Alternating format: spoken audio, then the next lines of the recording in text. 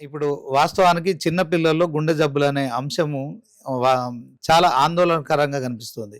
So చిన్న పిల్లల్లో గుండె జబ్బులు ఎందుకు కనిపిస్తున్నాయంటే ఏం చెప్తారు సో చిన్న పిల్లల్లో వచ్చే గుండె జబ్బుల్ని కంజెనైటల్ హార్ట్ డిసీజ్ అంటాం. సార్? కంజెనైటల్ హార్ట్ డిసీజ్ అంటే పుట్టుకతోనే వచ్చే ఇబ్బందులు. సార్. బై బర్త్ అంటే కడుపులో మనం హార్ట్ ఫామ్ అయ్యేటప్పుడే అట్లాంటి ఇబ్బందులు వస్తాయి. సో దీంట్లో చాలా రకాల ఇబ్బందులు ఉంటాయి. సెప్టల్ డిఫెక్ట్స్ అంటాం, అంటే హోల్స్. మనం హోల్స్ అంటే హోల్స్ లో కూడా చాలా రకాల హోల్స్ ఉంటాయి. ఏటల్ సెప్టల్ డిఫెక్ట్ అంటాం. పైన 2 గదుల మధ్యలో ఉన్నదాన్ని ఏటల్ సెప్టల్ డిఫెక్ట్ అంటాం. కింద 2 గదుల మధ్యలో ఉన్నదాన్ని వెంట్రుకులర్ సెప్టల్ డిఫెక్ట్ అంటాం.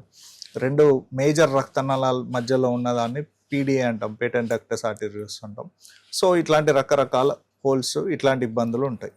దాంతో పాటు ఇంకా పుట్టుకతో వచ్చే ఇబ్బందులు వాల్వ్స్ అంటే మన హార్ట్ లో డోర్స్ లాగా ఉంటాయి. అయోటిక్, పల్మరీ, ట్రైకస్పిడ్, మైట్రల్ అనే వాల్వ్స్ ఉంటాయి.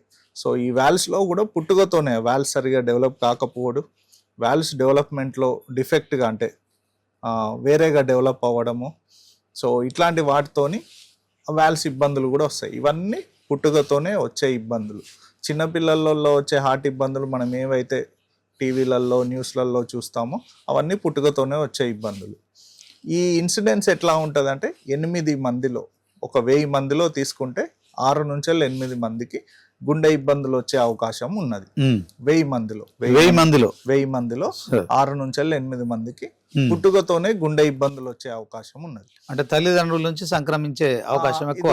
తల్లిదండ్రుల నుంచి సంక్రమించేదని కూడా చెప్పరాదు. బై జెనెటిక్ నుంచి కూడా జెనెటిక్ అని కూడా చెప్పరాదు. అట్లాంటి రిలేషన్ ఏం లేదు. హార్ట్ డిసీజెస్ లో జెనెటిక్ రిలేషన్ ఉన్న హార్ట్ డిసీజెస్ చాలా తక్కువ. ఓకే. దానంతటికి అవే వచ్చే హార్ట్ డిసీజెస్ ఎక్కువ. ఓకే. జెనెటిక్ రిలేటెడ్ ఉంటాయి కానీ చాలా తక్కువ. సో స్పోరాడిక్ అంటాం, ఏం కారణం లేకుండా వచ్చే ఇబ్బందులే ఎక్కువ కంజెనైటల్ హార్ట్ డిసీజెస్ లలో, పుట్టుకతో వచ్చే వాటిలో. అంటే పుట్టిన పిల్లల్లో మనకు ఎలాంటి గుండె జబ్బులు కనిపిస్తున్నాయి సార్ ప్రస్తుతం? సో ప్రస్తుతం మనం చాలా వరకు మాట్లాడుకుంటున్నాం ఇప్పుడు గుండె జబ్బులు ఎక్కువైనాయి అని. గుండె జబ్బులు ఎక్కువేం కాలేదు. మనం డాక్టర్స్ పెరిగినాం, డయాగ్నోసిస్ పెరిగింది. ఇంత ముందు కన్నా ఇప్పుడు కేర్ ఎక్కువ పెరిగింది. ఇన్వెస్టిగేషన్స్ అంటే ఎక్కువ చేయడం చాలా పెరిగిపోయింది. కాబట్టి మనకు ఆ ఇన్ఫర్మేషన్ అనేది మనకు ఎక్కువగా తెలుస్తున్నది, ఇమీడియట్ గా తెలుస్తున్నది.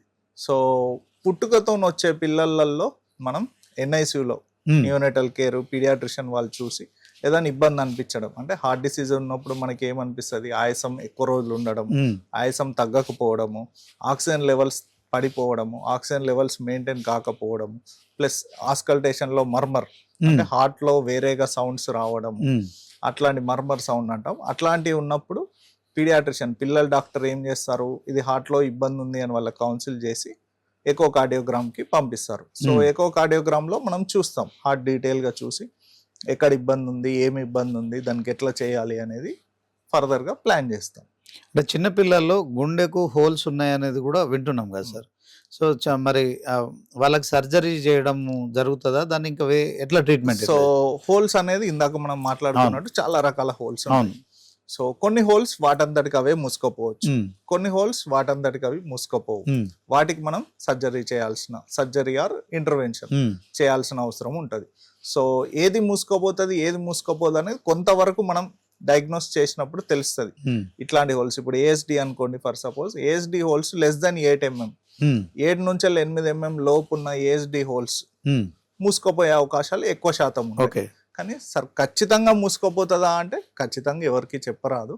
మూసుకోపోయే అవకాశాలు ఎక్కువ శాతం ఉంటాయి. ఇప్పుడు VSD హోల్స్ తీసుకోండి, మస్కులర్ VSD హోల్స్ అంటాం, అవి మూసుకోపోయే అవకాశాలు ఎక్కువ శాతం ఉంటాయి. సో ఇట్లా మనం ఏ హోల్స్ అయితే మూసుకోపోయే అవకాశాలు ఎక్కువ శాతం ఉంటాయి, ఏ హోల్స్ మూసుకోపోయే అవకాశాలు తక్కువ శాతం ఉంటాయి అనేది మనం ముందే తెలుసుకోగలుగుతాం. ఓకే. దాని ద్వారా ఫర్దర్ ట్రీట్మెంట్ మనం ప్లాన్ చేయగలుగుతాం. అంటే ట్రీట్మెంట్ అంటే ఎట్లా చేస్తారు సార్? సో ఫస్ట్ ఏదైనా ట్రీట్మెంట్ ఫస్ట్ మెడికేషన్ స్టార్ట్ చేస్తాం. వాళ్ళకి ఆయాసం ఉంటది, హోల్స్ ఉన్న పిల్లలకి ఆయాసం ఉంటది, తరచుగా జలుబు దగ్గు వస్తూ ఉంటది, నంజు వస్తూ ఉంటది, తరచుగా బరువు పెరగరు. సో ఇట్లాంటి ఇబ్బందులు ఉంటాయి. సో ఇట్లాంటి ఇబ్బందులు మనం యాంటీ ఫెయిల్యూర్ మెడికేషన్స్ పెడతాం ఆయాసం తగ్గించడానికి. ఎడిమా, పల్మనరీ ఎడిమా అంటాం, వాటర్ కంటెంట్ మనం లంగ్స్ లో తగ్గించడానికి డైరెటిక్స్ అనే మెడికేషన్స్ పెడతాం. డైరెటిక్స్ అనే మెడికేషన్ పెట్టి ఫాలో చేస్తూ ఉంటాం. సో ఎప్పుడు ఆపరేషన్ చేయాలి అనేది ఈచ్ డిసీజ్ కి సపరేట్ గైడ్ లైన్స్ ఉన్నాయి మనకి.